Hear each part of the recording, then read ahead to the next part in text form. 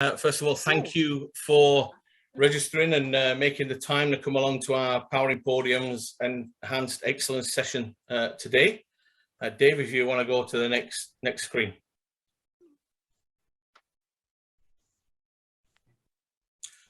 So we would like to start by gratefully and respectfully acknowledging that our workplace here at CSI Pacific exists on the traditional, ancestral and unceded lands of the Musqueam, Lil'wat, Esquimalt and Songhees nations of the Coast Salish peoples.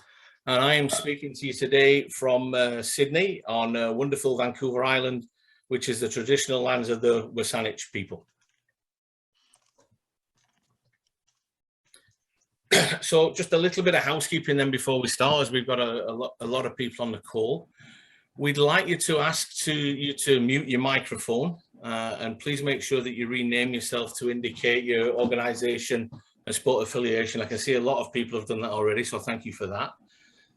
We will be recording the meeting, except the breakout rooms, and we'll be taking notes in those rooms.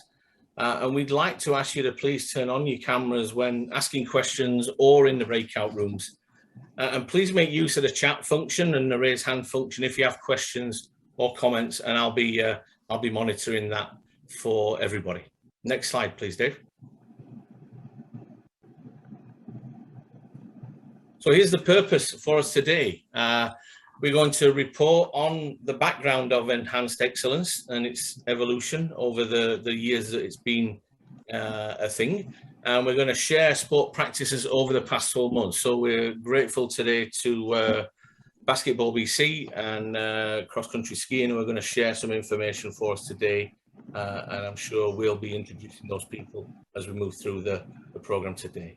And then we're going to try to gather feedback on sport needs related to the Enhanced Excellence process and the assessment process. So we're looking forward to gathering your feedback today and hoping that this is going to be a real positive experience for the CSI staff and VIA Sport staff as we move forward with this program. Next slide, please, Dave. So here's our agenda. First of all, we'll start with a backgrounder. We'll talk a little bit about Enhanced Excellence, and then we'll have a question period. Our second part then is we'll look at best practices and challenges. We're going to hear from Sean McGuinness and Chris Manhard, and they're going to give us some information about what they've been doing over the past year. We'll then take a short break, and then we'll come back to part 3, which will be our focus groups. So we're planning on 4 breakout rooms. We will speak a little bit more about this as we get closer to this part of the process. And then part 4, we're hoping to have some time to debrief and feedback everybody. And we will be using the Mentimeter. So that's a great reason for you guys to stick around for a couple of hours so that you can join in on that. So I think that's my part finished now. I'm going to now hand over to Dave Hill, who will give us a little bit of background around Enhanced Excellence. Yeah, thank you, Andrew, and thank you, everybody, for taking the time today. This is a very important piece in the sports sector. As you know, many of you are involved in Enhanced Excellence, and some of you obviously are involved in delivering high-performance programming.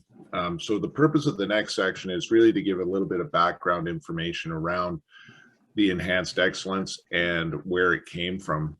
So all of this funding was brought into place as a pre-2010 legacies prior to the Vancouver 2010 games. And at that point in time, there was a concept developed by Wendy Pattinen called the Integrated Performance System. And that system really talked about a targeted athlete approach that would help to service national, regional, and provincial level athletes, and that we had performance pathways which were athlete directed through LTAD, a coach pathway, and also performance enhanced teams or practitioners. And within that is the concept of performance planning that really pulls it all together. That actually evolved into a different model, and one of the things that's highlighted here is around the multi-sport games preparation. So our ability to help athletes go to these multi-sport games is very, very important. And even more recently, as many of you know, CSI Pacific through Candace has been working very closely with TBC in the preparation for Canada Games this summer, and ultimately Canada Games next year, which come pretty close back to back. A lot of you have seen this slide around the performance pathway, but it really is a great depiction. Once again, thanking Wendy for sort of conceptualizing this, but the milestones that an athlete may go through in their journey towards ultimate success in their sport, whatever that might be. And in this slide, it certainly leads towards Olympic or Paralympic Games. It's underpinned by LTAD, as you can see there, but the fuel is really, I believe, our secret enhancement in BC, because we have a lot of good organizations that help to support the pathway. And you can see that also on the sides of the pathway as well, where we have perhaps school sports that support the pathway, and where many of us are is in the local and provincial and national sport organizations. So enhanced excellence is about a targeted approach. And there are a couple of ways that we can look at that. One way that many of us are involved in as provincial sport organization is around performance participation. And that's really helping our athletes get to high level competition, whether that's national championships or even world junior types of championships. But through performance participation, it is more about being selected to higher level teams. And by being selected to the team, you kind of get identified based on that selection. So in some cases, it may be about the best team, but not necessarily the best players. And the competition pathway hopefully is based on LTAD, but there are some times where maybe that isn't perfectly aligned in certain sports. So moving towards enhanced excellence, and what we do with many of the provincial sport organizations here is develop criteria by which you submit a targeted athlete list to CSI Pacific. So many of the PSOs on the call would have an active criteria, and you would submit a targeted list. And of course, that targeted list is what we consider to be our high performance athletes. And it's not necessarily all the people that might be in your performance participation, but the ones that you can identify that are moving up the pathway, and ultimately with the opportunity to move towards national team. What we're trying to do with enhanced excellence is provide enhanced support and programming, and also look at how data can inform tracking and optimal support. The role we play with VIA Sport is very integral. VIA Sport has done a tremendous amount of work in the contribution agreements and helping sports better understand the metrics behind what it would take to have a good, solid sport organization. And all of you have gone through the PSO assessments that have occurred in the past. Where we come in is around the excellence triangle and provide support right through the pathway, from PSOs to NSOs, through targeted programming and targeted services. The evolution of the IPS, this is probably a fairly busy slide. All I'm trying to depict here in the table is just how the funding has evolved over the last 10 to 15 years, starting in 2006 when we kicked off the IPS, that we had 1.65 million with some targeted regional support. And that funding has changed over the period of time. The regional funding did go away in 2015. And then currently we are looking at 1.62 million that we distribute to high performance targeted sports in enhanced excellence, but many of you know that we have retained some money for a high performance grant. And there's been an application process throughout this. More recently, we have used the Via Sport Provincial Assessment, and then you can see some of the elements around the number of targeted sports that have received or have been impacted with this funding envelope. The last piece here is really just looking at the fact that the funding has remained static over this period of time, but as we all know, the cost of sport has gone up, and there has been some intention to reduce the number of targeted sports in order to increase the value of the money that is able to be distributed or allocated to each sport. And of course, right before the pandemic happened, the government had released the Pathways to Sport document. I think it was a week later that we found ourselves in a pandemic. But if you haven't seen this document, it is excellent and really is a pathway that we want to align ourselves to in anything we do around high performance sport, and particularly within the document, there is a pillar around athlete development that speaks to moving athletes through a pathway. And of course, on the far side are these aspects that work across each of those pillars within the pathways of sport. So we want sport to be affordable, accessible, equity, inclusion, and safe. And some of those elements will come out in the backgrounding presentation here. So I wanted to take a bit of a time to really go back to the funding process so that everybody is level set and understands what that process has entailed. Probably about 6 to 7 years ago, Via Sport started the Provincial Assessment and produced a number of great documents that helped to guide how sports could be assessed for their core contribution. I'm not sure whether these documents are still accessible, but they do have some very good information of how sports would and could be assessed, and many of you have gone through that.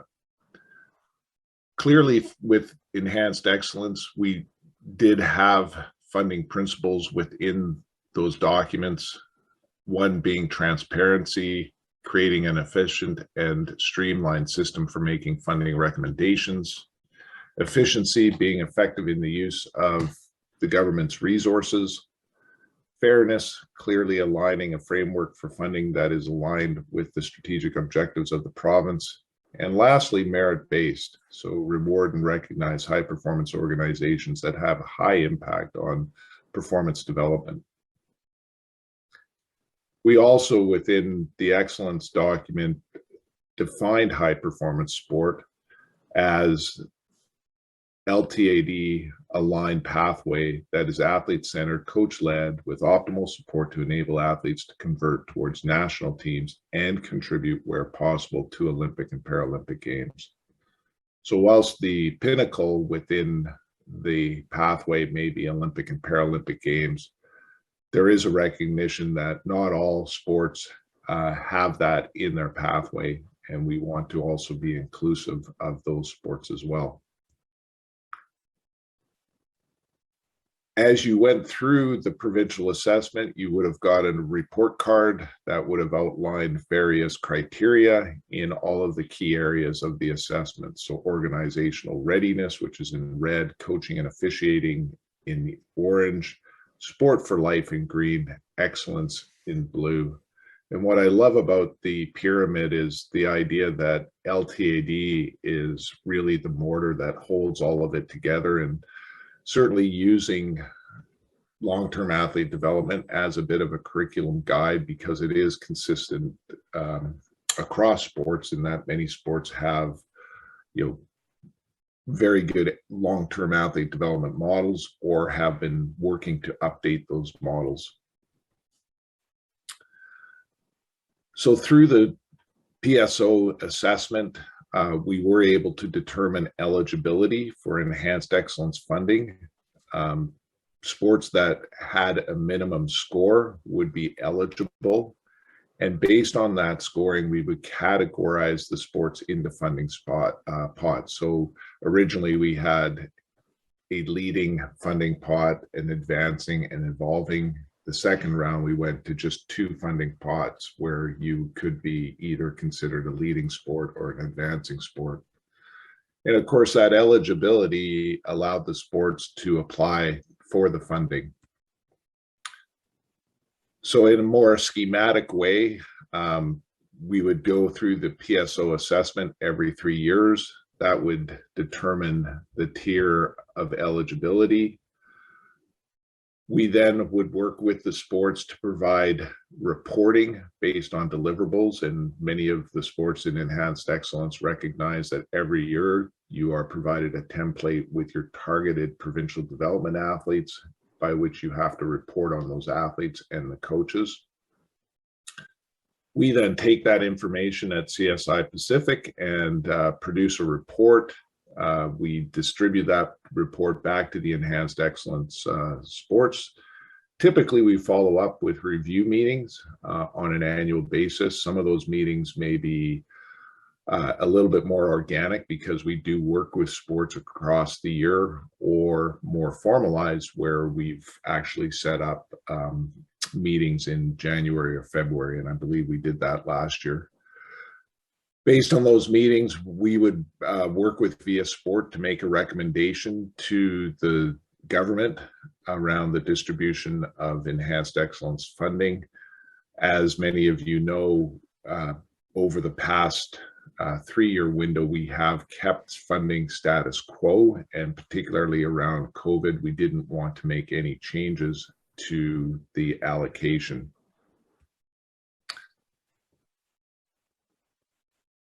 The assessment of enhanced excellence is based on 8 key objectives. As you can see here, that would be on the far left-hand side of the table. So we do look at things like high performance leadership gap analysis, pathway and results, NSO alignment, high performance programming, planning, coaching, and budget. Over the past couple of years, we haven't assessed the budget, but certainly upon application, we do look at budget, and we also require that as one of the deliverables so that we can see how you're applying this specific bucket of funding to enhancing your high performance excellence. The objectives are stated there for each of the categories. And one thing to note is that we do have a pretty substantial rubric, and we'll get into this later on, that has a number of rubric items or questions. Some of those questions are subjectively scored. So that is where CSI Pacific staff would come in their interactions with the sport and subjectively score the sport in the rubric. The other scoring is based on objective scoring. So the sport's producing deliverables. We take all of that information in, crunch the data, and that data is then given a score, which then gives a total weighting. And this is where, certain objectives maybe get weighted higher than other objectives. So that is certainly open for some discussion, and where we may be able to hear some feedback from you as we move forward in refining this assessment process of where we may be able to either tweak some of these assessment parameters or even the weighting of different objectives. When we produce the report, each sport will get a sample report. The sample report has a summary page like this. which basically just identifies what the sports weighted score here is in the first column and how that compares to the enhanced excellence average. If there's a difference, and if those differences are positive or negative compared to the average, but it does allow us to be a little bit more informed in how we are able to communicate back to sport on how they're doing in each of these key objectives.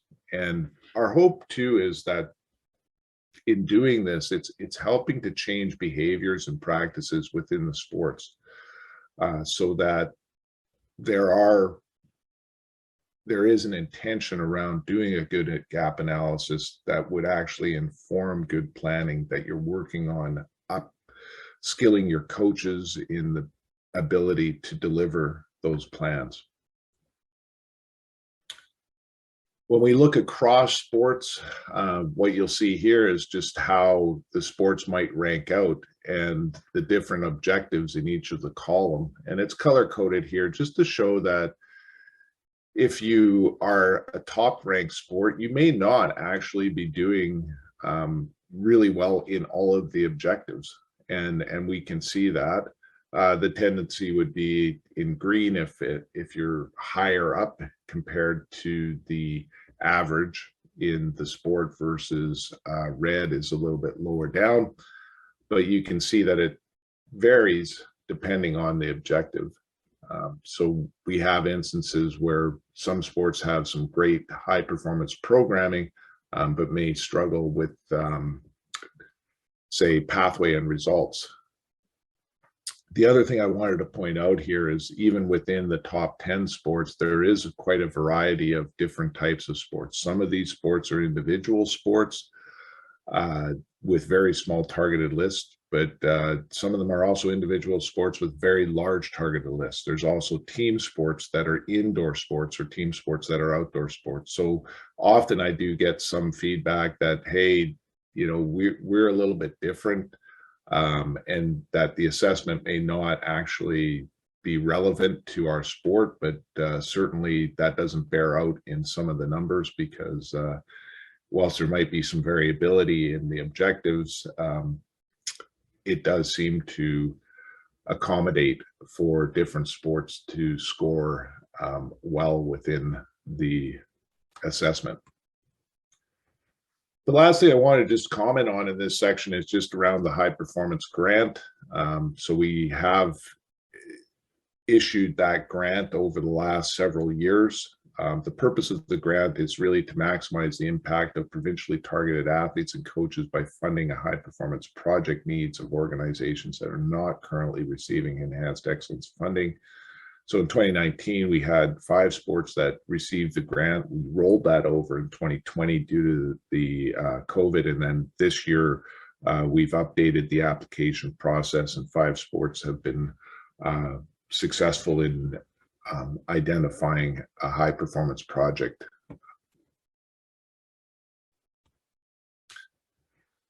Just going to leave it there just to see if there's any questions on the background. Take a bit of a pause. If you do have a question, I would appreciate that you raise your hand. You can either type in the chat, or if you raise your hand, you can just come on. So I'll take a moment there just to wait to see if there's any questions.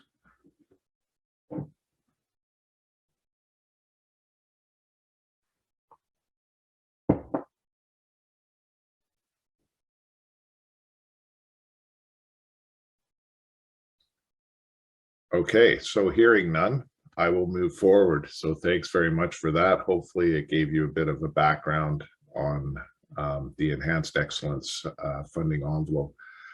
This next section, I really just want to get into the impact of the enhanced excellence funding.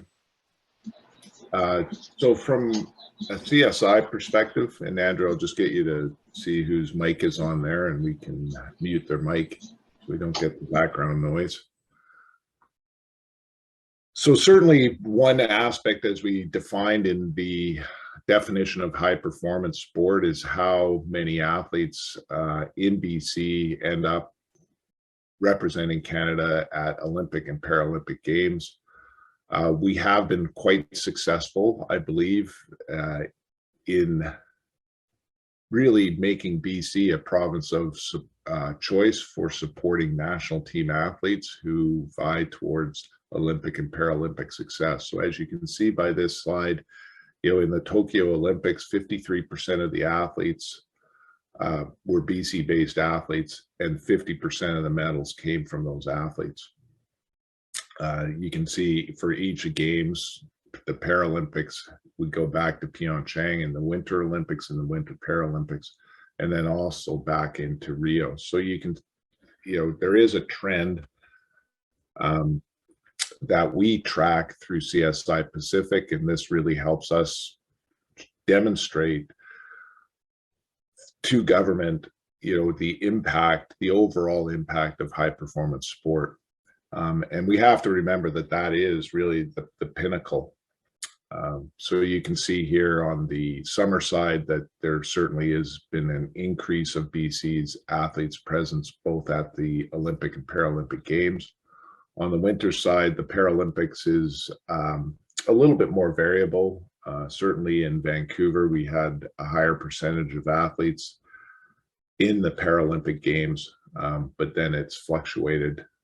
However, through the Olympic Games, the percentage of BC athletes has continually increased as NSOs seek out BC as an area that they can use to prepare athletes for the Olympics and Paralympics.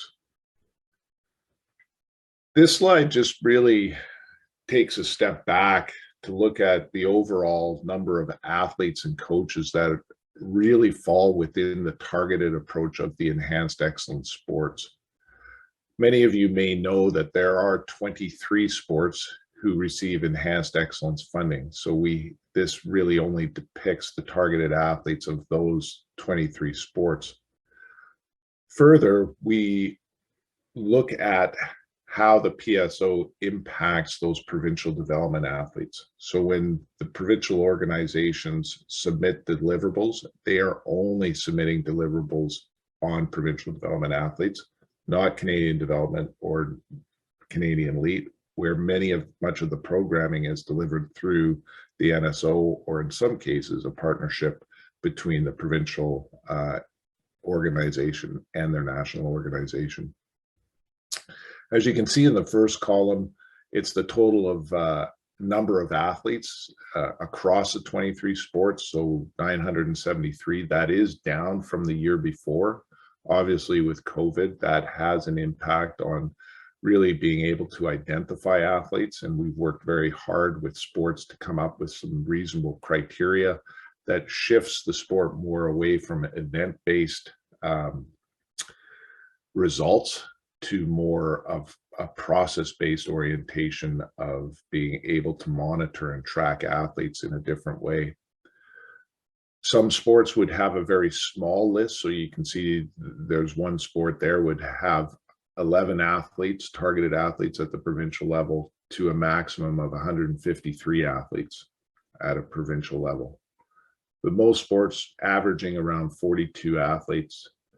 The percent registration is how many of those athletes do end up registering with the Canadian Sport Institute for program benefits and services. So we have seen a slight increase in that. On the coaching side, again, you can see a decrease in the number of coaches. Some sports may only have a couple of coaches working with their targeted athletes. And in other sports, I believe that's athletics, where they have a very robust targeted athlete list, and a lot of the delivery of high performance is decentralized to personal coaches. So there's on average about 19 coaches that are identified in the targeted list, and certainly we have seen an increase in the registration rate of those coaches seeking benefits and services. I did add in the number of Canadian development and Canadian elite athletes just to provide context, because I think that some of those athletes, depending on sport, will articulate with the provincial sport organizations. So across all of the sports, there's an additional 524 athletes. So adding that all together, we're at around 1,500 athletes that fall under the Enhanced Excellence umbrella. Some of the key findings around the COVID impacts, and what we've been able to do is through the deliverable report really start tracking some of this. It really is dependent on the quality of information that we get from the PSOs. So we thank the provincial and disability sport organizations for being very prudent in their ability to report back to us on their targeted athletes. I think the first one to recognize there, and it's no secret to anyone, is just around domestic results. So we do ask for national championship results. Of course, pre-pandemic, all 23 sports competed in a national championship. Last 2019-20, only 12, and then even this last year, it's gone down as many sports do not have national championships. The average training day and competition days is based off of an example of, say, one athlete. So it may not be indicative of your whole high performance program. We do recognize that some of these provincial development athletes may be supported through a university program or a club program. So we do allow the flexibility of the sport to report these training days based on those athletes. So it would be a typical provincial athlete. But certainly we have seen a bit of a decrease there in the number of training days, which wouldn't surprise us, but more importantly, the decrease in the number of competition days.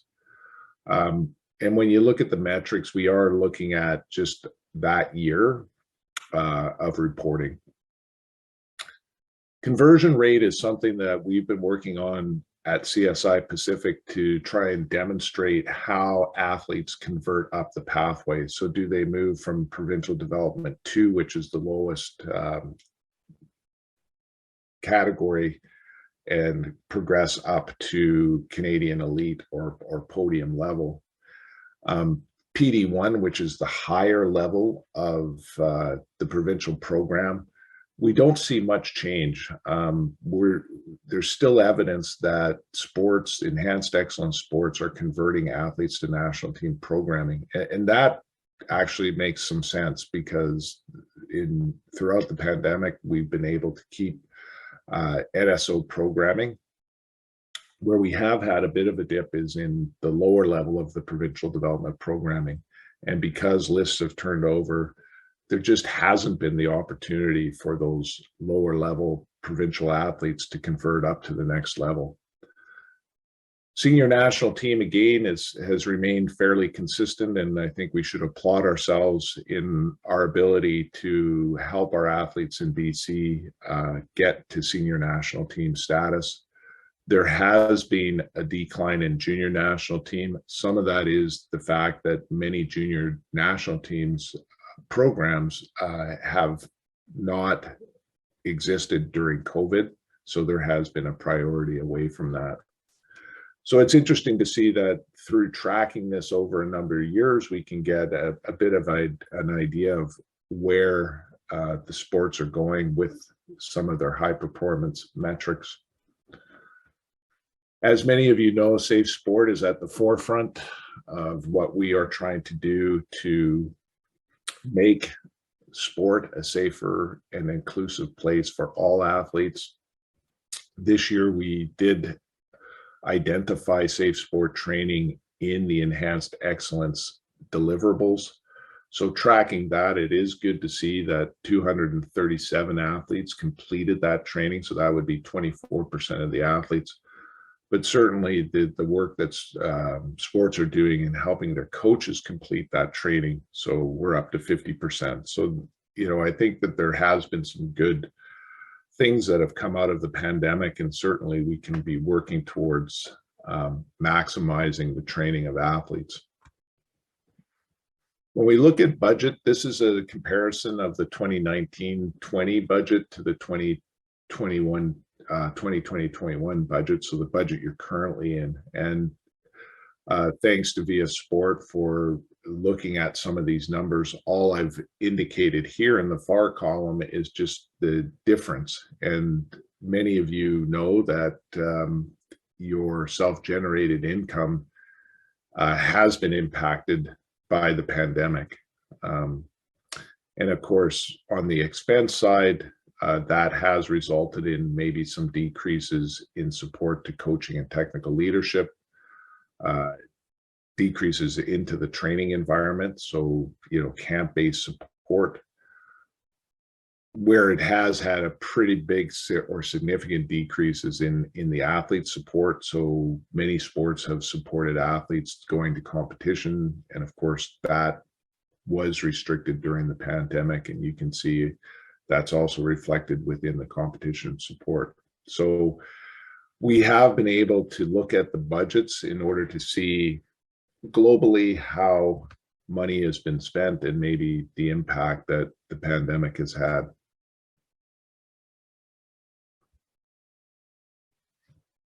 But I think in all of this, it's really interesting to consider some of the positive impacts. And this was shared with me by Wrestling BC, who had just had Anna win a U23 World Championship. And this video was produced by Global TV. And I think it gives a pretty good overview of how we've been able to adapt and keep athletes working toward their goals and their dreams. So I'll let you have a look at this video.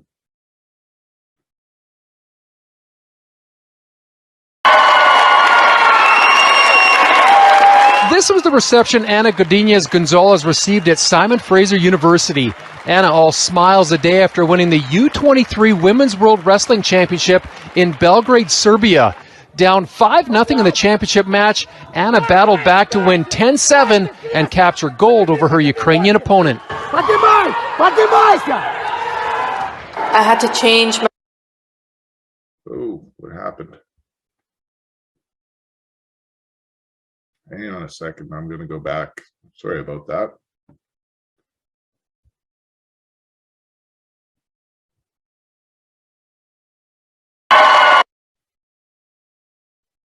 Women's World Wrestling Championship in Belgrade. Nothing in the championship match, Ana battled back to win 10-7 and capture gold over her Ukrainian opponent. I had to change my game plan a little bit. I could see that she was getting a bit tired. It fueled me to, push harder to score, and I just made it happen. This is huge, for us to be coming out of the pandemic, trying to rebuild the sport and have a BC wrestler go all the way to the World Championships and win is huge. She's done all of her wrestling here in BC, and we're just so happy and so proud. Of all the sports that were disrupted due to the COVID pandemic, wrestling and those on the mat doing the grappling were hit the hardest. Social distancing just doesn't work in this sport, so for over a year, the sport basically ground to a halt, which makes Ana's World Championship victory even more impressive and will hopefully help kickstart the upcoming high school and collegiate wrestling seasons. Wrestling's had a tough go for the last couple of years, obviously with COVID. It's pretty hard to socially distance and wear a mask and be on the mat. So pretty much almost no wrestling activity for about 18 months. So really challenging for all of our high performance athletes that wanted to train. For the most part, we're in rebuild mode. We're trying to get kids back on the mat. And this is something that's so exciting with Anna's success, for kids to be able to see, what possibilities are out there. And the fact that right now it's just the very beginning of the high school season. So if a kid sees her story and is inspired, they can go find a team and start wrestling tomorrow. Yeah, it's super exciting. I really want women's wrestling to grow in Canada and in BC. It's becoming a huge thing in the US, and I want it to become that big of a thing here as well. So I'm glad I can be a role model for that. Jay Janower, Global Sports. So thanks very much, Nan and Raj, for providing that video. And I think it does a great job in conveying some of the challenges, but also the successes. And I did reach out to Raj and ask, with Anna, was she able to take advantage of some of the exemptions that we had? And absolutely, you know, that was a big part of being able to help these athletes get some training. And we were very, very fortunate throughout the pandemic to have that exemption for our high performance athletes. Raj or not, I know that you are probably on this call. If you have any further comments, I'll give you a couple of seconds if you want to just come on. Hi, Dave. Thanks for sharing this, and I appreciate you giving us some time here. You know, it's the success of our athletes is really dependent on the system, and I can't emphasize how BC has a sports system with the exemptions that were provided, and us as a PSO, the coaches, all the components that were necessary for Anna to be successful. And the way she won was really evident of the hard work that was put into this. I think at the world level, technically, there's not much separating them. But if you had an opportunity to watch the match, you'll realize that the difference for her was her conditioning. And that would not be possible if she didn't train as hard as she did.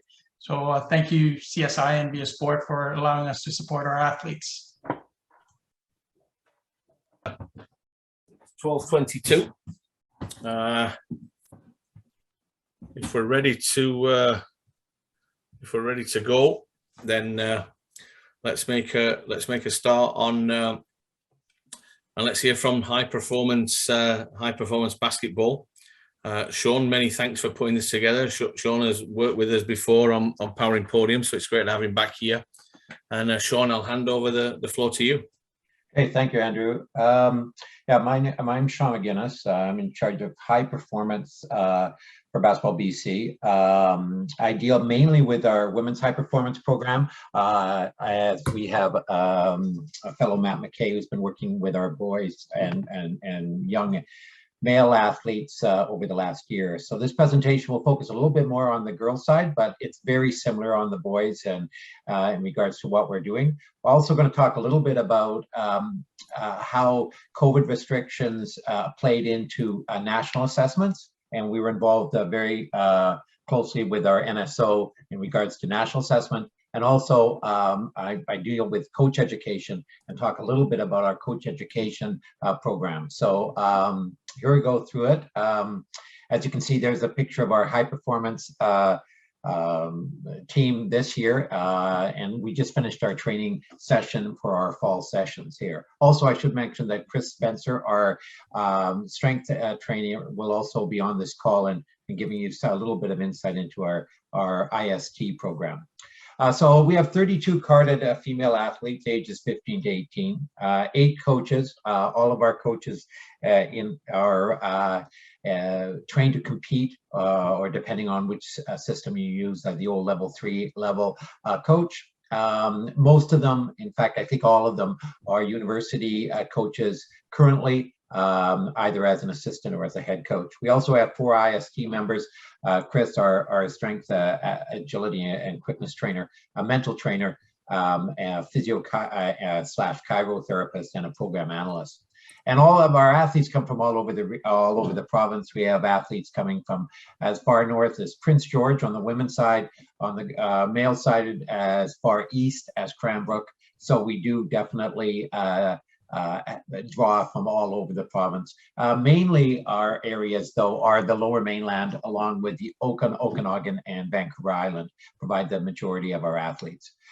This last year, 2020 to 21, allowed us to have a fall schedule of 6-week program, a winter schedule, and a spring. Normally, we don't have a winter schedule due to high school sport, but high school sport during COVID did not occur. So we actually got to be in contact and have more training days with our athletes during that time than we normally do. So that was one of the benefits of COVID. And also because they're carded, they were able to take part in a competitive environment and also an environment that allowed travel. Our typical weekend was Saturday and Sunday with 3 hours on the court. We would have an off-court IST session once per weekend. And the initial focus was reintroduction of fundamental skills. Players were divided into training pods with assigned coaches.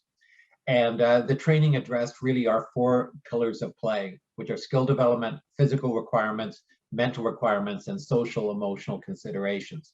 All 4 of these areas were impacted by COVID.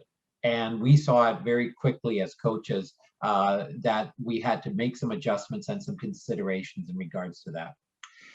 So if we looked at our overall style of play, those are the things that we generally look and make sure that we are covering within our training. So and again, 4 pillars: physical, social, emotional, the basketball portion, and mental. So what were some of these adjustments? What were some of these changes, considerations we saw? Well, one, when we first came in, obviously we're using the COVID app.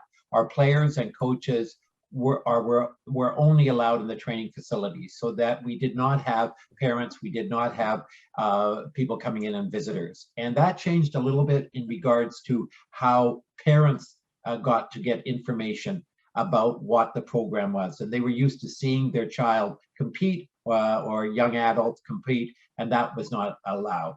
Coaches wore masks. So a couple of those pictures you saw, I drew from the year before. So, but most of the pictures you'll see coaches here with masks. Maintaining physical distancing whenever possible. We maintained strict cleaning protocols. We limited the share of equipment. So with all those sessions that you saw, fall, spring, and winter, we had 0 COVID cases. We had no outbreaks. And I think that attested a lot to that we were diligent in providing a very safe environment for both coaches and for players. So what adjustments? Well, the environment. One of the things that we noticed right away were that players, when they first came in the fall, and again, this is 2020, they were not used to training on large courts or training inside. Most had been training outside. And so getting into that space alone, they had to reintroduce themselves to it. Skill training, because most of their training, if any, had been done individually because of social distancing requirements, reintroducing themselves to the game itself.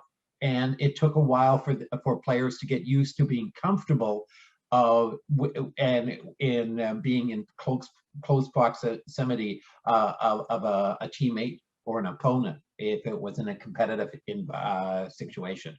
Social emotional development. We had to reintroduce player interactions. Players had not been seeing their friends or teammates due to the community COVID restrictions, as well as school restrictions.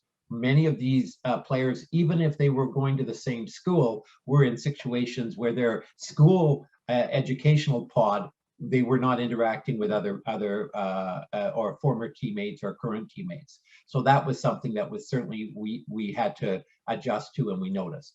Mental training, that stressing technical, tactical aspects regarding making and executing through reintroduction of multiplayer actions. Again, because they had not been in situations where they could have a team type of play, reintroducing that. And tactical, introduce the competitive play. And we did that in a progression. So even though early we were allowed competitive play, we really took our time in introducing it, so that the players, at first it was just 1-on-1, and slowly we built up to 2-on-2, 3-on-3, etc. And then the last slide here is physical, and I'll give that to Chris, because Chris can talk towards what was going on in regards to the physical side. Thanks, Sean.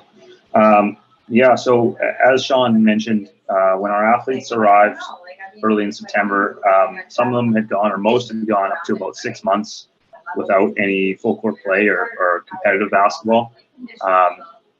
That left us in an especially kind of challenging position, as they're normally reporting to us in the fall, having just completed their sort of summer season, which I would argue is probably the time when they play the most amount of basketball through their clubs. And those who were with representing the provincial team as well will be with us. So from a physical perspective, sort of doing our gap analysis, the biggest thing we found is that our athletes were, you know, detrained, I guess is the simplest way to put it. Sean, you can go to the next slide, please.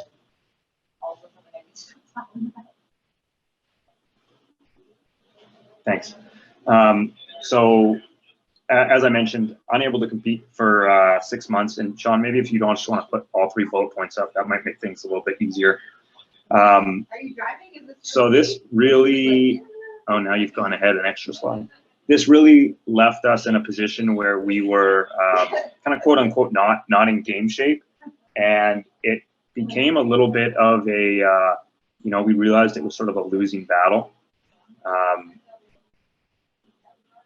Sean mentioned we didn't have any COVID cases, but we were also extremely cautious with how we went through things. We did have sessions that were canceled because of outbreaks. We also had, you know, although the athletes and their high performance exemption allowed us to do certain parts of training, our facility at times didn't, and that limited things. You know, so we realized pretty quickly that sort of really trying to push back on ramping them up and getting them, you know, at the fitness level we were used to was sort of going to be a losing battle. So we reshift our focus on kind of what we can do, and that sort of brings us to the slide that we're on right now. The great thing about the athletes we have is that at 15, 16, 17, they're incredibly resilient, and so I was really confident on what, you know, anything lost, we'd get back relatively quickly. And to be honest, the high volume of competitions and playing they have in the summer causes me a lot of concern as a strength and conditioning coach. And so I viewed this period as a little bit of a positive in that it sort of forced them to take a load off, you know, we didn't have to worry about them going to these tournaments where they're playing 3 games in a day and 8 games in a weekend, that kind of thing. And ultimately, I feel that will help us in our development. But one of the things we looked to do was refocus some of our testing. So traditionally in the fall, you know, I'd have a session with them in the weight room where I'd coach them through a program that I'd provide. That was an option this year because facilities were closed. So our testing battery, we decided to just consist of basically our yo-yo test and our sprint test. And we did some push-ups sort of informally as well. I felt this really took the anxiety off of the athletes. I've noticed, and I expect most of you have in your own sports, that there tends to be more and more concern with young athletes during fitness testing. So we decreased sort of our testing battery, gave them one singular focus, and I provided a running program that we tested early in the fall, and then we retested a few times. Apologies that my Excel and screenshotting abilities aren't up to snuff, but some of the athletes you can see below had some pretty, what I would say, significant results over a 20-meter time. So that's something we were certainly pretty pleased to see. Another area where we provided sort of some additional support is any athletes who were identified through Canada Basketball and being invited to selection camps. We would do some additional testing. And this was, again, to help kind of combat those nerves. I place great value in athletes being able to arrive in a new situation, a new environment, and thrive. So for each of our group to have gone through, or at least had 1 or 2 attempts at the assessments they'd be forced to do at the selection camp, we place great importance on that.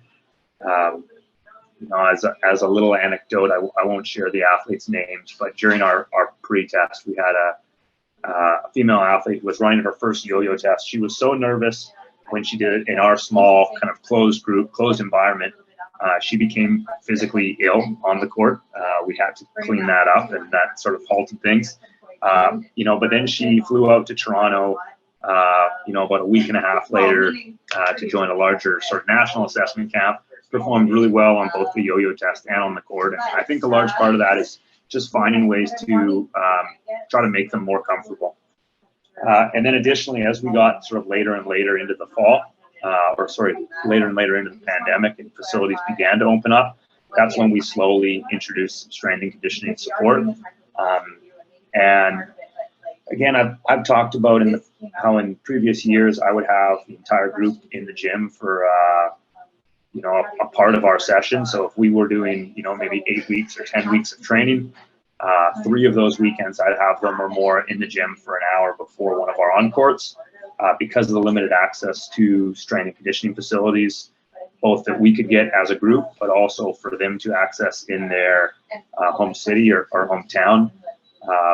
We removed that from our program. I've always sort of felt, thanks, Sean, you can just, the next 3 kind of shots are just screenshots of the strength and conditioning program I provided, which was really just, we used a Word document with some embedded YouTube videos that would help explain the exercises.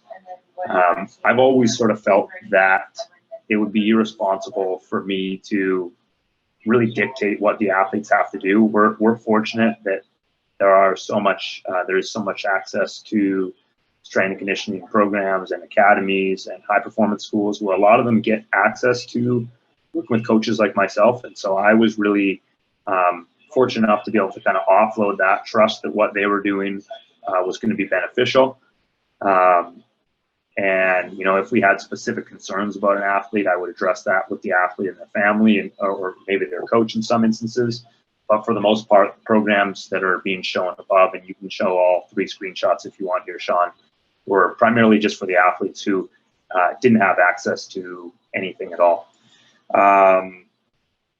That goes through kind of, all the support I wanted to talk about or what we provide for the athletes. Sean, I'll let you continue. Thanks, Chris. So just moving on here. As we moved on, one of the things that we did do is we started to look into providing or using Zoom calls, and Zoom calls became a big part of our support and instruction within the COVID environment. One of the things that allowed us to our monthly Zoom calls to check in with athletes and parents. As I mentioned before, parents were not often, they weren't allowed in our training facilities, so it allowed them to ask some questions if they had that. It also allowed school or community coaches to be in on those Zoom calls, again, if they have any questions or wanted to know exactly what we were stressing in our high performance environment.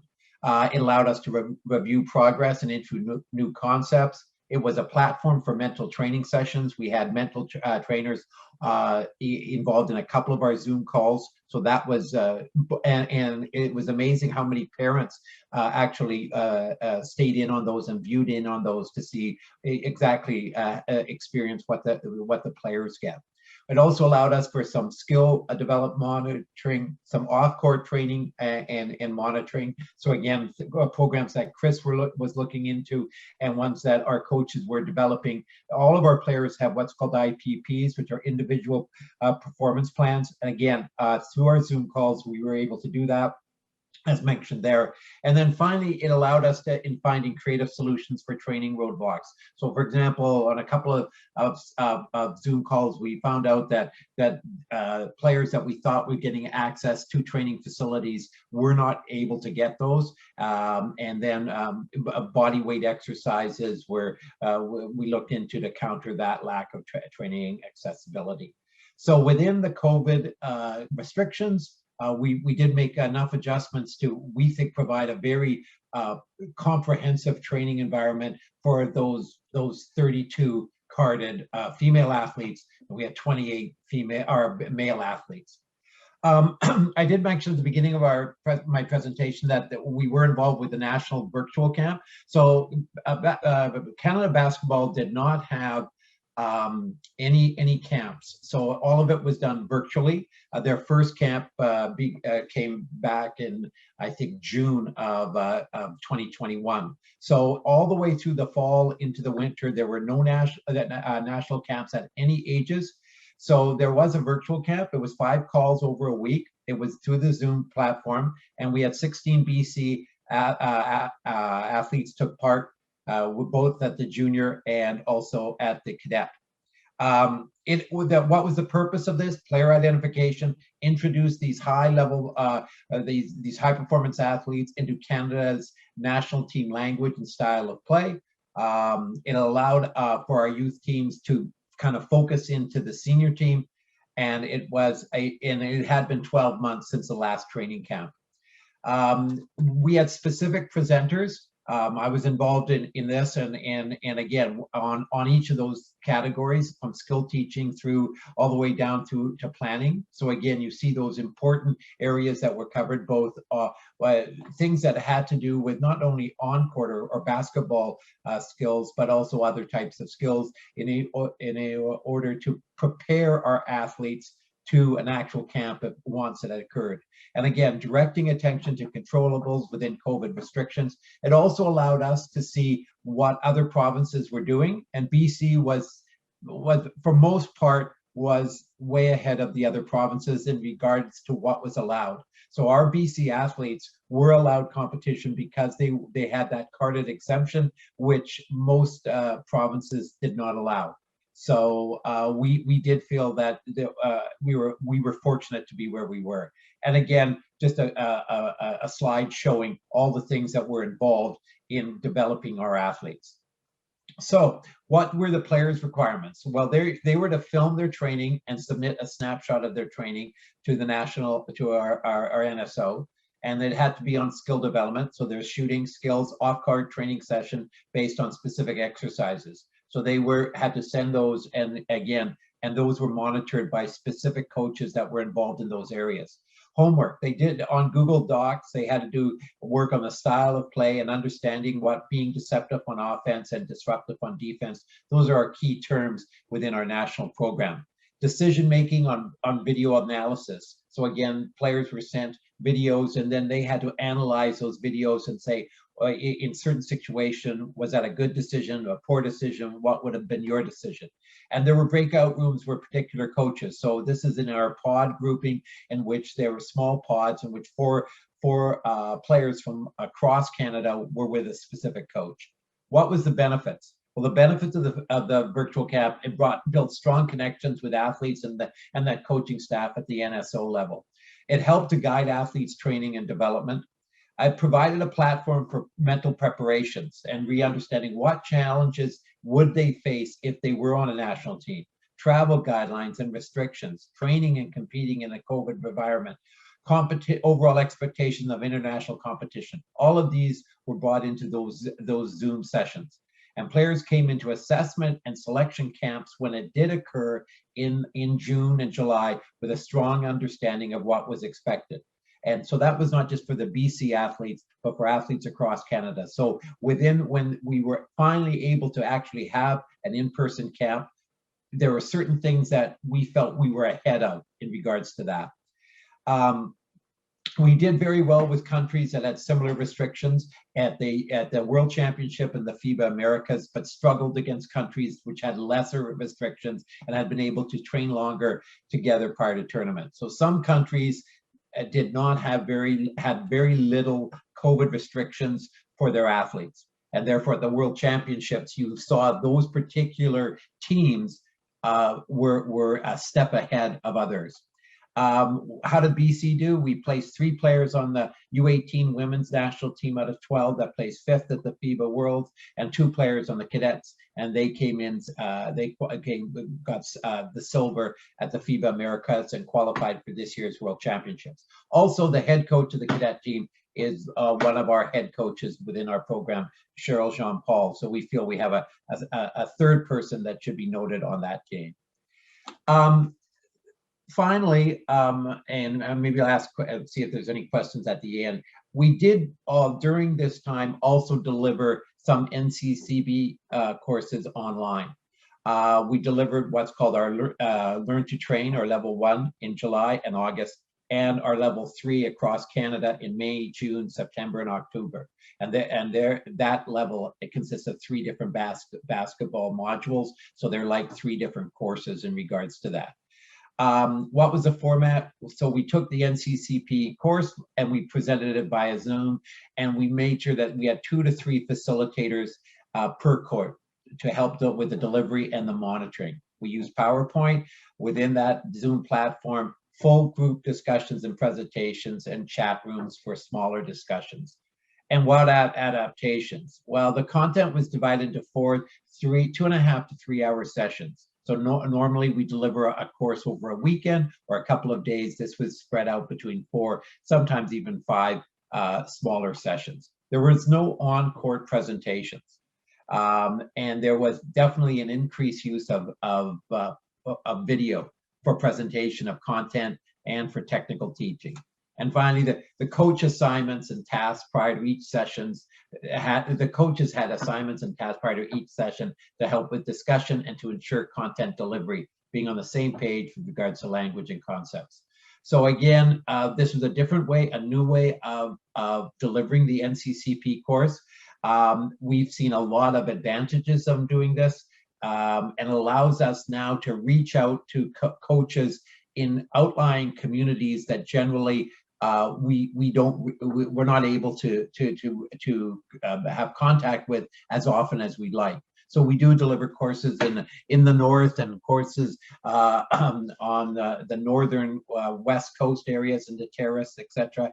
But this allowed us to do a couple of courses online that people from throughout the province were able to sign up for. So there were some difference in requirements and evaluations. The coaches were required to submit a video of competency after the course. So there was a lot in regards to video submissions that is new to those courses because they were online. So they had to do within planning, skill teaching, warm up, drill modifications, game coaching, practice coaching, and evidence of EAP at both practice and game situations. And again, for some of these coaches, it's still ongoing because they up to this point had limited access for practices or games. But generally, we're still evaluating this, and the Train to Compete course was something that we did across Canada. So when I did deliver it, there were people from Saskatchewan, Nova Scotia was as far east that were taking that course also.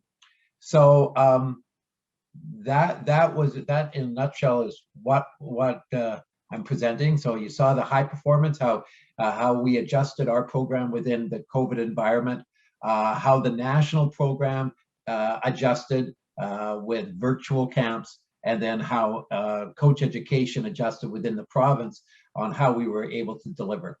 So that's the end of my presentation. I'll let Andrew take it from there. Okay, thanks. Thanks very much, Sean, and ably supported by Chris. Wonderful there. Thank you. In the interest of time, what we're going to do is we're just going to jump straight into Chris Manhard's presentation. So, Sean, if you want to stop sharing, and then Chris can start sharing. Just a quick word with Chris. Chris, we wanted to get you on one of these earlier in the year, and we weren't able to do that. So I'm really pleased to have you available to come and speak to us today. So without further ado, I'll be quiet and let you get on with it.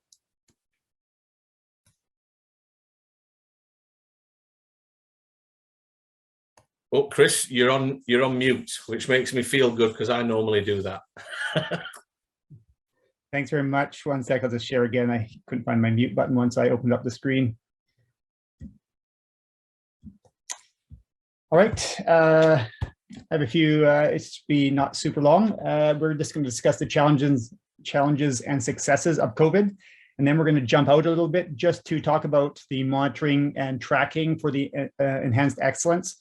Because I think that even though there is COVID going on, I think we have to look a little bit broader in this scheme. Cross-country skiing didn't really, we weren't affected as much, especially to begin with. We are an outdoor sport and that really helps. We get to socially distance, and it is very helpful when we're training out there. We can still adhere to the protocols. So, sec here. The challenges for COVID, I think everyone had the same challenges, keeping athletes motivated. I think that is really important. 20 months in, we're just about to start our first competition in 20 months. That's a big gap. I think also reinventing how we deliver our programs. I don't think anyone was outside of that purview. We reinvented the wheel over and over, and we got a few spokes in, and then we had to start reinventing the wheel again. So it was challenging on that side. Maintaining technical skills. Because we didn't have much time on snow, usual glacier camps and such like that, we definitely suffered in the actual technical side. The good thing is that the aerobic side, we really got a chance to, because we had such a big gap and we knew there was no races once we got to the fall, that we got to really focus on the aerobic system, and that really helped us as a nation and specifically as a province, because we didn't get the same lockdown as the East. Provincial team selections were also a very big challenge this year. I don't think anyone had will probably had the same problem for that as well. And I think that we got our way around it, but it was difficult just to get the data necessary to put those together. Losing talented athletes, I think that is also probably not the first sport or the last sport to have that problem this year. We're still dealing with that just as we come into the race season now. So we are just about to start our first NORAM. As you can see, there's a problem for just the coastal people just getting to the first NORAM. So we're trying to work around that. It seems like COVID goes into something else now. Success, I would say that as a sport, we have had a fair amount of success with what we've dealt with in the COVID. We're very happy with how it has turned out, even though the hardship is, I would say it's still here. Because we're a decentralized high performance model, we're the only big province in cross-country skiing not to have a centralized training center.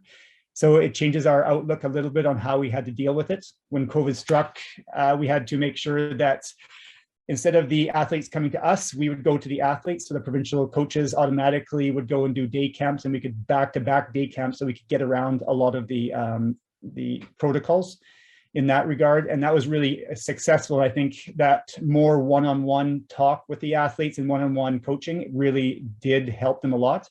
And it also gave a lot of people a lot of motivation, because we knew that they knew that we were coming to see them while we are sort of in a stalemate before we could start up camps. Everyone used Zoom. I think that is probably one of the main things that went through the roof. And I would say in general, we had more touch time with athletes. Even now we have more touch time with athletes individually or just talking with them because of that Zoom phase that we've gone through. Now it's very common for us to talk to athletes much more, jump on a call quickly. Before that wasn't, we usually waited for camps to talk with them a lot more, or to the coaches, but now we talk a lot more to the athletes and coaches. The clubs, because we deal a lot with the clubs to make sure that they are making sure the athletes are ready for us to be able to have a good platform on the provincial teams. I think they jumped into action quite well. We gave them a good ideas of things that they could be successful in, how to effectively train the athletes outside of the protocols which we were dealing with. And of course, the overnight camp started in October for us.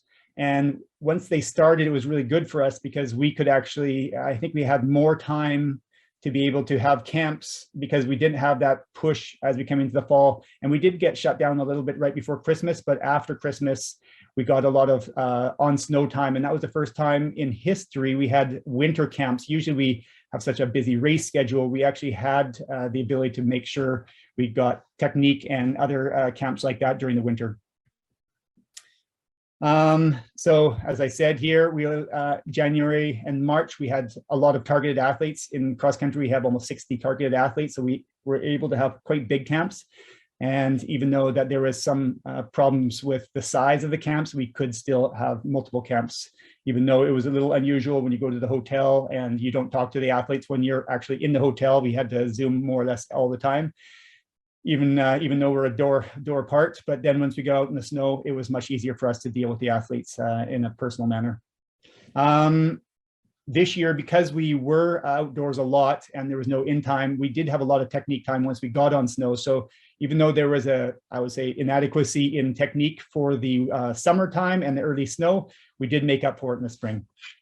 The IST teams, they really use COVID as a good, I would say, platform for using Zoom a lot, and we did give them a lot of opportunity. So everything from the physiologists to the psychologists to dietitians, they all stepped up and really touched the athletes to make sure that, just checking in, making sure they have a good job to make sure they're still on the right path, even though there's no doubt about it, there's some non-motivated athletes, and it'll be interesting to see how this winter goes for them.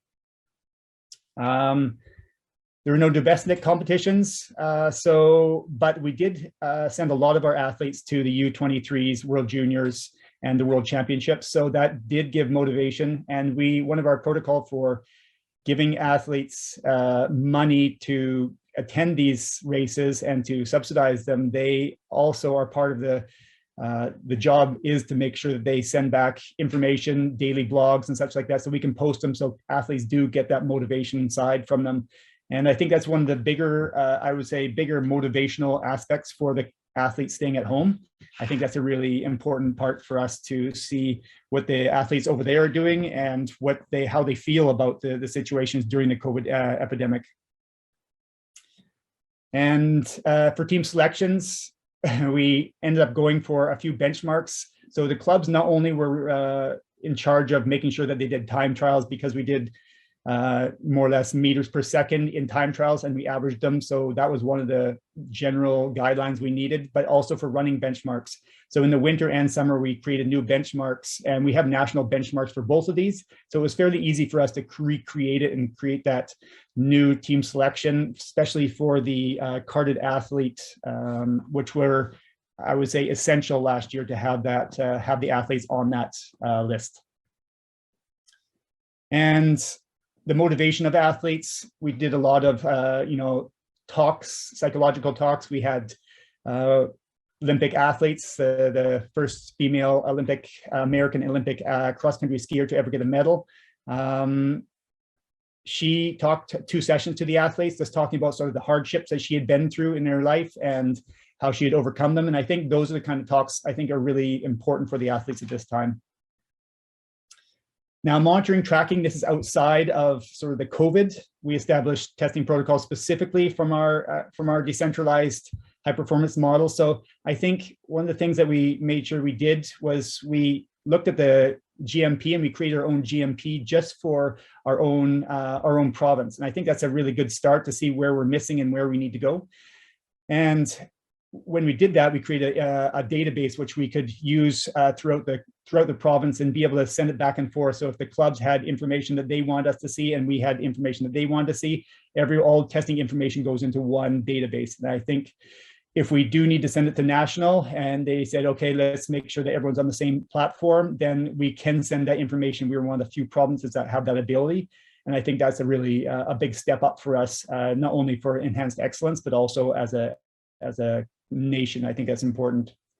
And obviously this IST program is really strong for Cross Country BC. We do work a lot with CSI, and I think that is very important just because they have a strong IST groups for nutrition and strength and all the other modalities. But I think that when you're stuck together, I think you can really create something a little bit more powerful than hiring outside of that group.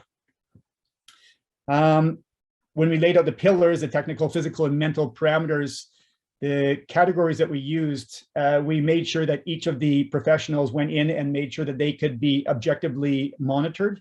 And that was one of the biggest things we did last year, because a lot of time it had to do with, I would say parameters that are outside the objective. So we went through all of them and said, okay, how can we make this so we can actually check off the boxes and say whether you're improving or not improving, as opposed to, okay, this looks good, but we really need to say, okay, well, are those boxes checked to make sure that we can send it to, CSI, and they can say, yes, you are increasing in your training metrics.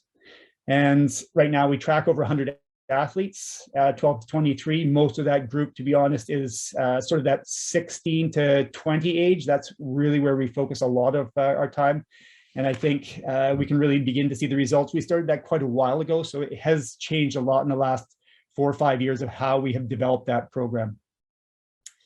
And technique, we have been working with the CHIPS a lot lately to work on data analytics. And I think that is also something that is, I would say, the future of sport, making sure that we can track power, track speed, track cadence, all those things that you can say, go back and say, okay, are we improving? Are we not improving? But it seems to be now that there's not so much feel as opposed to we want hard proof. And that is one of the ways that we got it. And as I said, that, we do in cross country, we do measure a lot of analytics, and that is something that has always been there. it has gone a lot from the gut to like really hard evidence. And that is where we've progressed in our province in the last 5 or 6 years. And then we use a report card at the end of camps and such like that to give back to the athletes and say, okay, this is where you're going. This is where we see you as from the last time we saw you, and just looking at the trends and the gaps. So the coaches, when they send them back to their own clubs, they can see that as well. And then I would say the most important of all the things, making the coaches better in our province. And in order for us to be stronger, that means the coaches in the province need to be stronger. And as I am a coach of coaches, we really try to model that. So we do a lot of delivering of coaching courses and such like that. And I'm not sure if it's on here, but I think last year we would have over 500 courses that we would evaluate coaches on, and that becomes a lot. And I think that is really I would say the key to our program is making sure that we make that all the club head coaches, the assistant coaches, and it doesn't matter if they're paid or not paid. We have a lot of non-paid staff for our clubs, making sure that they are also developing as coaches and not just there. And that means that we have to also help them pay for these kind of things. And I think that's a really big part of the coach development program. Provincial coaches also, we send them along a lot of different places to make sure that they're also seeing what's happening at the top end. And this is not just provincially, but as you can see, we send them around the world so they can see what's happening. If you go to Norway, there's a big difference in culture between here and Norway, so they can actually understand where the best in the world are coming from and how that needs to change in their clubs. So that is I would say, essential part to see what's outside of your club. It's really easy to be blindfolded when you're in your own club. And then the mentor club head coaches one-on-one, that is part of our job, is to make sure that all high performance athletes, they go through us just so we can throw back and forth ideas on YTPs and mesocycles. So we can always have a track of where they're going and if they need to be questioned on it, and not that they need to be the wrong direction, but just to make sure that they understand it and actually have a reason for what they're doing. And that gives a little bit of ownership to the education that we're pushing as well. And that is it.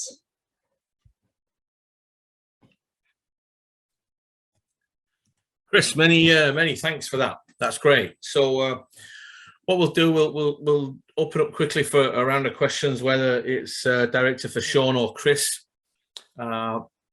Please throw those in the chat box, or if you want to just put your hand up and open up your microphone, you could answer those. But maybe just echo Kurt's comments there. Are you able to share an example of your sport-specific athlete report cards? Would that be something you'd be able to do? Yes, we could.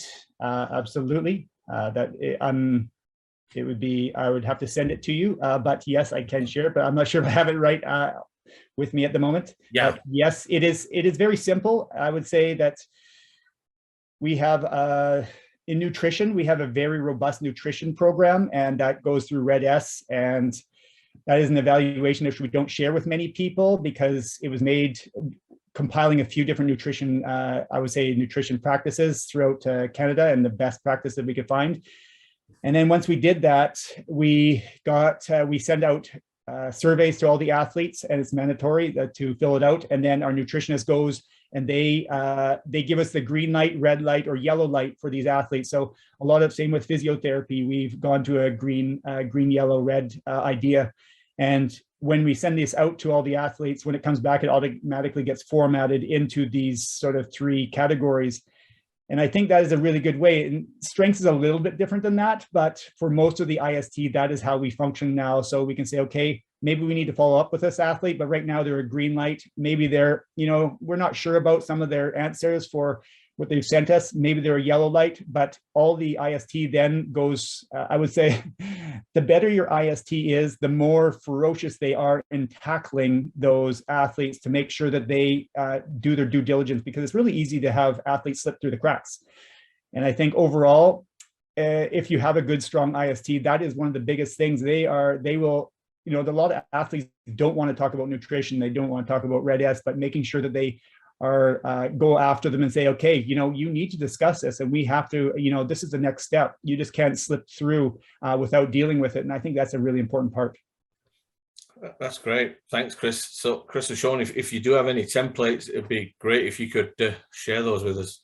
Yeah, we have both athlete templates and coach report card templates. So I'm glad to share with anyone who would want them. That's great. Chris, we have a question from Blake from Canoe Kayak. Wondered what monitoring platform you're using.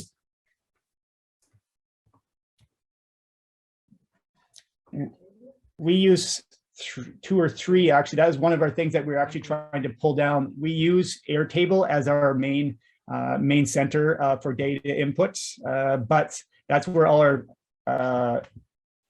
when we send out a questionnaire, that's where everything comes back into it. And that's the first one. But lately we have used a lot of OneDrive to use back and forths with athletes. So each athlete has their own file in OneDrive for us. And in it, that's where all the information goes for where previous testing, report cards and such like that. So that is sort of our back and forth way, but our true database for actually for the government and such like that, we pull it right into the other one. Okay, that's great. Thank you for that. So I'm not seeing any other questions. What I'm going to do is throw it over to Dave, because I think we're going to take a short break. Dave, is that right? And then come back for part 2 of the session, which is going to be in the breakout rooms. Yeah, that's correct, Andrew. And thanks very much to both Sean, Chris, and Chris. A couple of reflections just on my own thoughts, and we try to do this with Powering Podiums, every time, and that is to get practices shared by our coaches and PSO partners. So it's great to see what's happening out there. I think key to part of what we saw there is just some intention around managing the data, and make sure that you're managing it over a period of time. If I could tell you over the last 10 years how many blank templates I've seen to say this is how we're going to monitor the athletes, and I say that's fantastic, that's a great blank template, but where I kind of get stuck is when I ask them, well, where's the data that shows that sort of progress over time? And I think there is some of that to be intentional as far as moving forward with high performance athletes. And selfishly, I'll take a little bit of a shout out to say that both Chris and Chris have been involved in our UBC program in the high performance technical coaching and leadership program. So those programs, I do think, help challenge coaches and technical leaders to look at things maybe a bit differently. So Andrew, what we'll do is let's take a short break again, and then we will come back into the breakout rooms or the focus groups. Before we get into the focus groups, we will be turning it over to Via Sport to summarize the survey that was sent out to everybody, and then I'll go through the process of the breakout room. So I'll maybe hand over now to Kevin and Heather. Sure, thanks everybody. Great presentations, both Sean and Chris. So fantastic, especially for the indoor team sports. Probably some really good takeaways there. So thank you. Thanks again for everybody for completing the survey that we sent out around enhanced excellence. It was actually really valuable feedback. We got a good response rate, which is excellent. And as you can see here on the slide, HP leadership, gap analysis, and HP programming were still ranked as our highest objectives most consistently. And then most averaged about 3 to 4 in the priority scale. So each organization is obviously diverse and different, but these still sort of come to the top. And then leadership was outstandingly the top item. Budget, 5th ranked, but I think everybody ranks it lower because they just have to have it.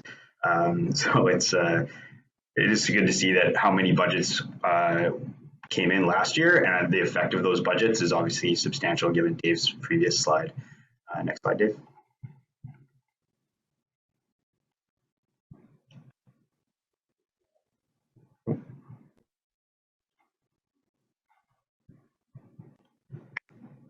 Yeah, so around the estimated timing, most of you all were really quite balanced down the middle, either open it up and start applications or hold off and wait for the PSO assessment. So that was interesting to see that, that divide. Around the approach to funding, it is very clear that 3 years of consistent funding makes a huge difference in your organizations, and an even split there, as you can see from an annual assessment that relies on performance or a project-based look.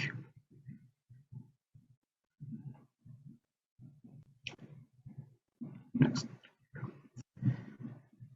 And I'll toss it over to Dave to talk a little bit about process, but yeah. All right, well, very good. I was able to pop into a number of the breakout rooms. We won't take the time to maybe brief this, but one of the things I wanted to say is with all of our powering podiums, we do have a spot on our website where you can go back and look at all of the information on each powering podium that we have. We usually put the recordings up there.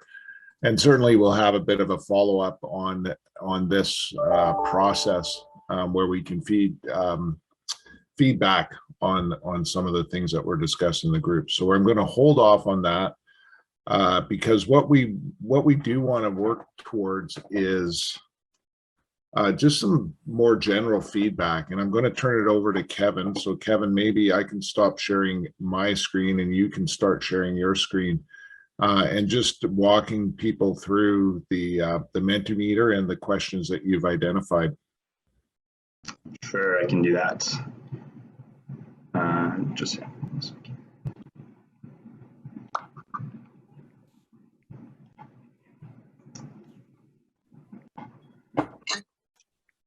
Just going to copy the link and pop it in the chat here.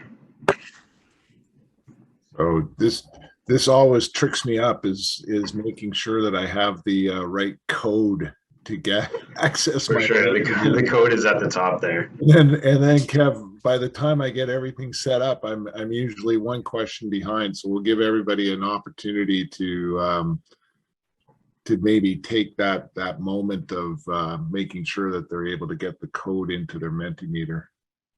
For sure.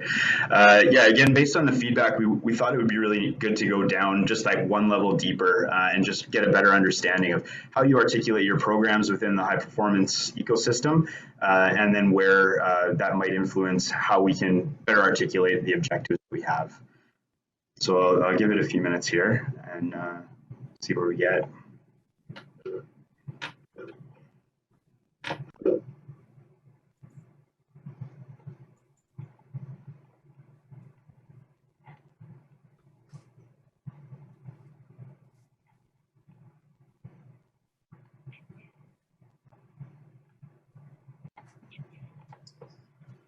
All right, it seems like we're kind of level setting there. So it's good to see, like one of the things that we want to know, we get some feedback occasionally that I think Dave alluded to this earlier, that, you know, maybe it's a bit of a square peg round hole situation and how can we better articulate what we do? And this is good information to have around that.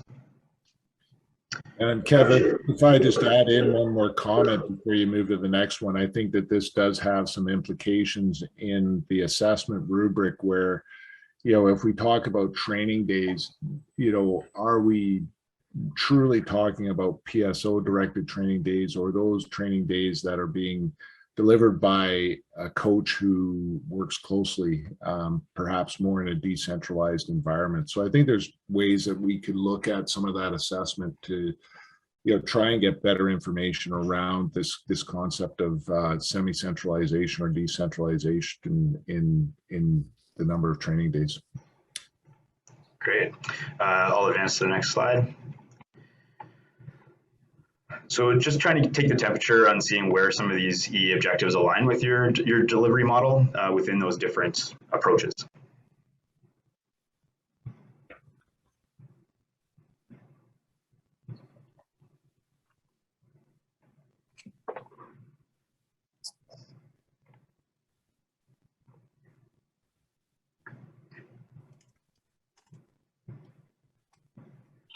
Take a second there. It's on the survey, there's everything sort of level set around 3.5. So this seems very common already with some of the data we have, but good to take the temperature. I think in this one, you know, what we are trying to do with the objectives is to help create behaviors for high performance programming, as we know, and certainly within the discussion, I think there's room for us to modify or improve how we look at those different aspects of high performance sport. But, you know, clearly, you know, having some type of gap analysis that may be different in each sport would help to inform training objectives and progression of the athletes towards higher level in the sport. So this question is interesting. Whilst not all the objectives may align to your delivery model, some of them could, but we also are looking at how we can help to reinforce those behaviors that we see in high performance, and you know, certainly presentations like Chris and Sean's earlier today, reinforcing some of those elements. Thanks, Kevin. Definitely. That's all right.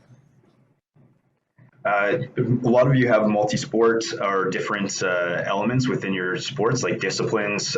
Cycling commented on this specifically in the feedback, but others sort of alluded to, and as well as gender groups, and just sort of trying to understand a bit where you articulate that funding. Sometimes the budget document is very much just what you're spending, whole buckets on enhanced excellence, but where do you really articulate that funding, and how can we maybe better target some of those groups within this bucket of funding? As Dave alludes to all the time, we want to be more targeted as we get further down the road on this.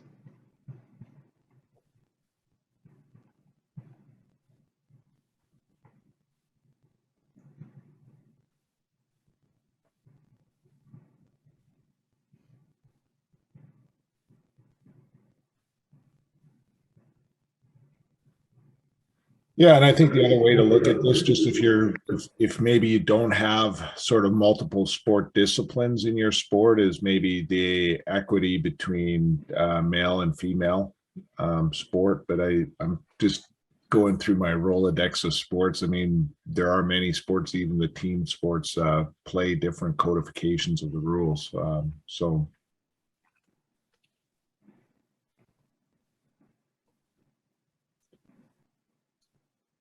And then the other comment I would make on this is just, you know, what we're trying to do is get as close as we can to see how the funding is actually helping to enhance what you would normally do with your own funding in high performance. And that is why we call it enhanced excellence funding, is because it's not core funding. It's supposed to be a top up, and how you use that money to help do something beyond what you would normally do, say for performance participation type of high performance, but also reinforcing a targeted approach for some of these athletes.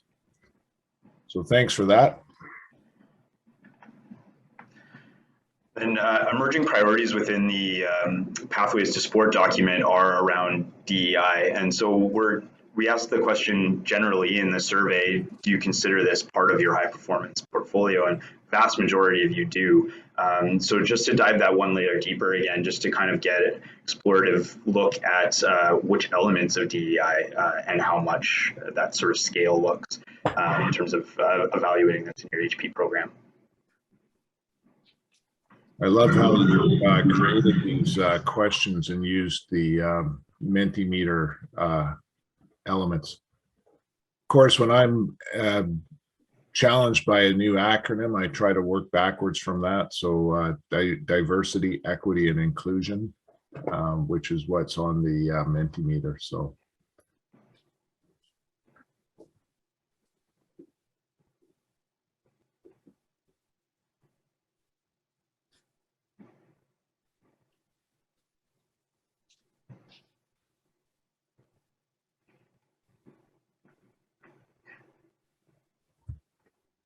And maybe just a comment about this, as we at CSI Pacific work through our EDIA process within our organization, we do look at inclusion and the notion that high performance sport is maybe less inclusive doesn't discount the fact that we're trying to give opportunity for inclusion to all segments of the population, and certainly that becomes very important for us in how we support the sport organizations to ensure that there is access to everyone that is eligible to get into high performance sport.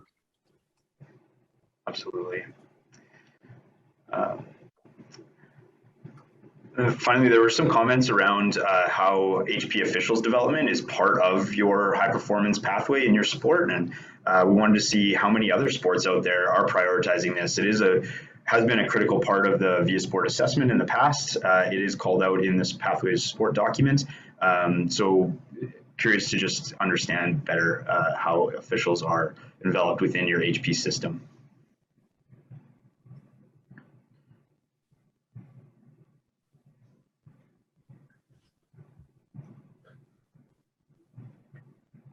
This one will provide some great feedback for us, Kevin, and the fact that we have had some provincial sport organizations connect with us as CSI Pacific to ask if they can identify officials to receive benefits. So as you submit your targeted athlete list, obviously you can identify coaches who can receive benefits and things like that. But we have had the odd sport come along and say, yes, we've got officials and they would certainly benefit from some of the services that they get by being identified. So some of this is certainly a rethink on our part as far as, you know, who are we targeting, and are high performance officials perhaps part of that targeting? Yeah, definitely agreed. And I know in the Pathways to Sport, as well as the VIA Sport Strategic Plan, development of volunteers and incentivization of those volunteers through a high performance pathway is also part of the outlook going forward. So thanks very much for all your feedback through the Menti, and I'll pass it back to Dave. Thanks, Kevin, for that. I'll go back to my screen. And pull up the PowerPoint here.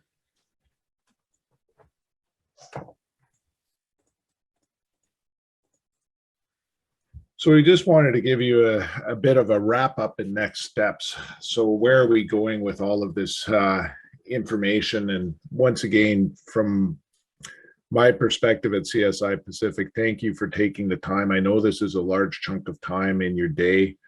It is something that we've been wanting to do for a long time, is to start having more focus groups around these questions about, you know, funding and how you're being assessed. I think one of the things that we're very successful in doing with the enhanced excellence funding is being able to have that conversation with government. So on a year-by-year basis, they can really look with some objectivity to see, okay, how is this progressing?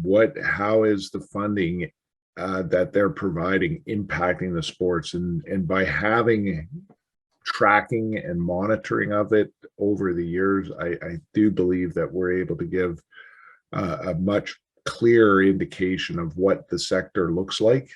But of course, as we know, it is targeted funding, and it does fall within a targeted sports strategy. So this will really help us move forward in the assessment process and looking at other ways that we can assess, or maybe tweaking certain aspects of the assessment, or even the weighting. So as I alluded to earlier on, we do post all this information on our website, and we will have follow-up discussions with everybody. We may even have a post survey in order to reach out, so that you have the opportunity to provide any additional comments if you felt that you weren't able to get, say, into all of the discussions around each of the objectives.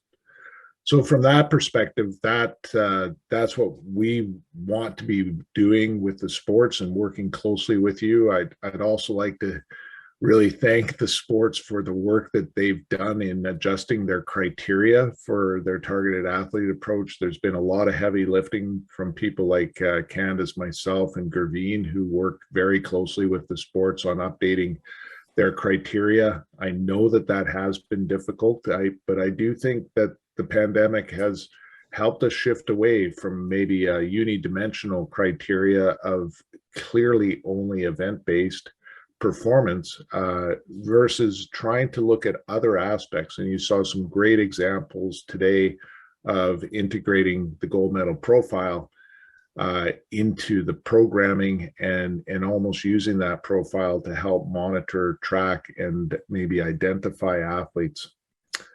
So from that perspective, that's the wrap up that I have. I've asked Heather to make a couple of comments with regard to the funding and how we're going to move forward this year.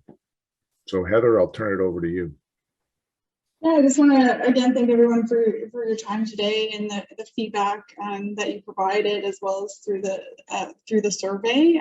I think next steps for us will be to consolidate all of that feedback and further reflect on that, and then meet again with the government to share the feedback and present some recommendations for potential future change to this program or reapplication. So we would hope to have a bit more visibility on some of the timing and next steps before the end of December. So I'm going to, I guess, make a commitment that we will communicate something out to you before the end of December.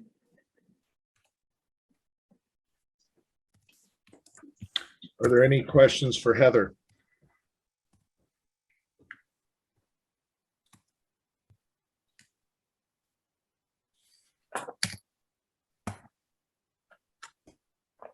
We will, from CSI's perspective, those sports who are enhanced excellence sports will get their deliverable report. We are looking to potentially set up meetings with sport in January or February just to review your program, as we have done in past years. There has been some requests from some sports to maybe go through that process. But as Heather said, we haven't really made a firm decision around sort of reapplication for the enhanced excellence funding. But certainly from a CSI perspective, given our capacity, we may have an opportunity for those non-enhanced excellence sports to at least just go through the deliverable process. So once again, that comes back to our capacity. So I'm a little bit hesitant in promising anything as far as us being able to do that within a very short period of time. Any other comments from our moderators? Andrew, thank you very much. You can maybe come on and sign us off. Yeah, well, thanks everybody for your time today. Also, maybe spare a thought for our friends, neighbours, and families who are struggling with some of the poor weather that we're having. Hopefully, everybody is staying safe and being able to function. I see Brian, you have your hand raised. I do, and I want to thank everyone for this opportunity. But the question I want to raise is the reference to gold medal profile and process to achieve podium performances, and not necessarily results-based assessments. So some more clarity around those statements I think would be very helpful. Yeah, thanks, Brian. I'll jump in just for the sake of time. So there's a couple of aspects to the whole acronyms that have come down from, say, OTP around podium pathway. And as you identify, I mean, there's this idea of podium results tracking. So in a sport like athletics, it's very clear that there's the CAP, what you call CAP, the Canadian Athlete Pathway Program, I believe is the actual name. And there are standards that the athletes meet. And this is very much individualized. But even within athletics, whilst there's those standards, they would also have a gold medal profile that would help athletes achieve those standards. And we saw a couple of examples, like in Sean's presentation, around the pillars of technical, tactical, physical, and mental development. So whilst we still work with the sports around identifying those performance metrics, it is easier in some sports where they can produce those objective measures, but in other sports where it's a little bit more challenging to have those objective measures, then we may lean more into these other pillars of the pathway. So for example, in Sean's presentation, where they're able to do some monitoring around technical tactical abilities, they're able to do some monitoring around physical abilities, and putting that sort of template within their criteria. Sailing BC actually did a really good job on this year in identifying sort of a mechanism where athletes could actually be assessed on several KPIs in order to be part of their provincial program. So it wasn't just one KPI that may disqualify them. It was to develop a very inclusive a way of identifying athletes that was more objectively based. And the last thing I'll say is, as many of you know, you do have access to all of those criteria on our website, and you can look through different criteria of different sports.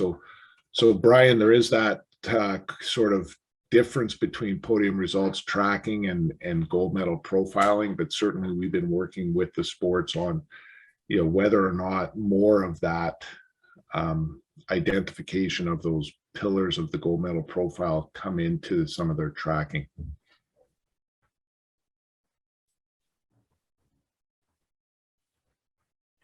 Okay, thanks Dave for that. So again, thanks everybody, and compliments of the season. I guess I'll be the first one to get that in. Thanks again for your time, and you'll be hearing from us pretty shortly. And on that, I'll bid you bye-bye. Thanks everybody. Great job today. Thank you guys.